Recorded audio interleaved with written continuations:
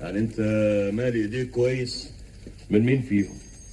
من الجدع بتاع التنظيم طبعا. الموضوع التاني ده انا متأكد منه. لا، من ناحية الواد بتاع التنظيم حط في بطنك بطيخة صيفي. قرار الإزالة هيكون جاهز بعد أسبوع بالكتير. السلام عليكم. اهلا ولا الشهاء. اهلا، ازيك يا مختار؟ أهلا يا شوق، نحمده. اتفضل. طب أنا في المحل لو عوزتني. ماشي، سلم لي على الحاج. الله يسلمك يوسف. ازيك يا ابو سمير؟ اهلا يا ابو احمد. اقعد اخويا، واقف ليه؟ اقعد. ما فيش وقت للقعده يا ابو سمير، اصل انا معايا العربيه والشايلين بره، يستحسن نروح المخزن على طول. الله طب مالك حامي كده؟ المسألة مش هتاخد ثواني. اقعد على ما تشرب الشاي يكون الواد عجمية جاب المفاتيح. ليه المفاتيح فين؟ في البيت.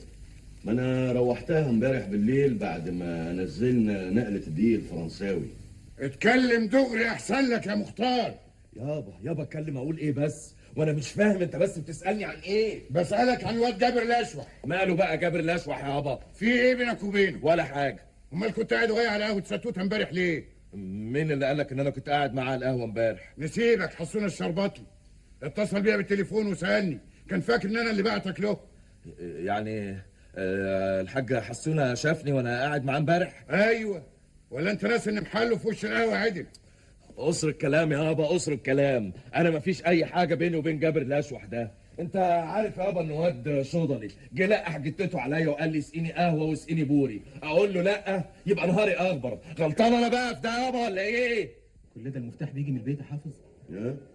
لا ما تقلقش يا اخويا، زمانه جاي. انا مش قلقان، بس انا خاف لسواق العربيه هو اللي يقلق ويمشي.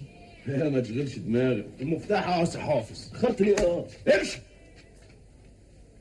مفتاح هوا يا شوقي. يلا بينا. الحق يا حافظ، اللحظه بتاعك بتحرق.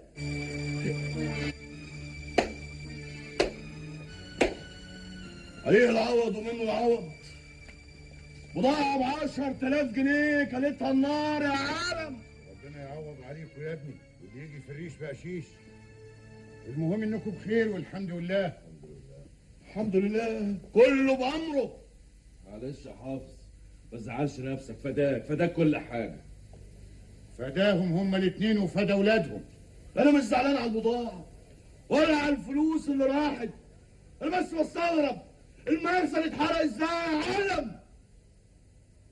صحيح يا حافظ؟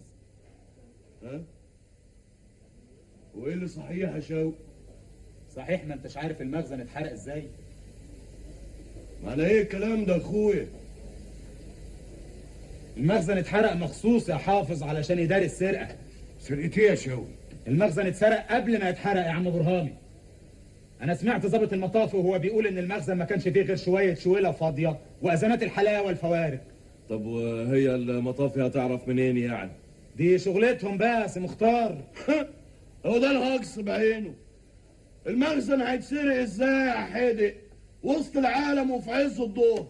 المخزن ما اتسرقش في عز الظهر يا حافظ، المخزن اتسرق بالليل اتفضى، وعشان كده المفتاح ما كانش موجود هنا في المحل، المفتاح اتنسى في البيت. معنى كده ان انا اللي سرقته بقى. سامع يا عم الحاج؟ سامع اخويا بيقول ايه؟ لا يا شوقي، المسألة ما وصلتش للدرجة دي يا ابني. يا عم الحاج برهام انا متأكد من اللي انا بقوله، البضاعة اتشالت والمخزن اتحرق عشان انا ما اخدش نصيبي اللي اتفقنا عليه. اسمع يا حافظ، انت مشيت في سكة انا مش هقدر اجاريك فيها، كل اللي هقدر اعمله ان انا ابعد وامشي في حالي وادعي لك ربنا يكفيك شر نفسك ويشفيك من طمعك. تعال هنا، انت عايز تقول اللي تقوله وتعك في الناس وتمشي كده بسهولة؟ ايه يا حافظ هتعمل ايه؟ هتضربني وتتعب نفسك ليه؟ ما تأجر حد يقتلني زي اللي أجرتهم عشان يحرقوا المخزن. سيب اخوك يا حافظ، سيبه. خلاص شويه يا ولاد. السامع بيقول ايه يا عم الحاج؟ خلاص يا حافظ، خلاص سيبه يهلفظ. بلاش انت بالذات يا مختار، ما تخلينيش اقول كل اللي عندي عشان ما تقعش انت كمان مع ابوك. لا بقى، ده حافظ له حق يضربك ويكسر دماغك كمان. محدش فيكم هيقدر يرفع صباعه في وشك، انا اللي اقدر ابيتكم انتوا الاتنين في الكراكون. هما الاتنين ليه يا شوقي؟ ومختار ماله؟ دخلوا ايه في اللي حصل؟ اهو عندك يا عم الحاج، اساله قول له اتسحب ليه واحنا ملخومين في الحريقه وراح قابل الواد الصايع البلطجي اللي اسمه جابر الاشوح، قول له اداله الفلوس ليه.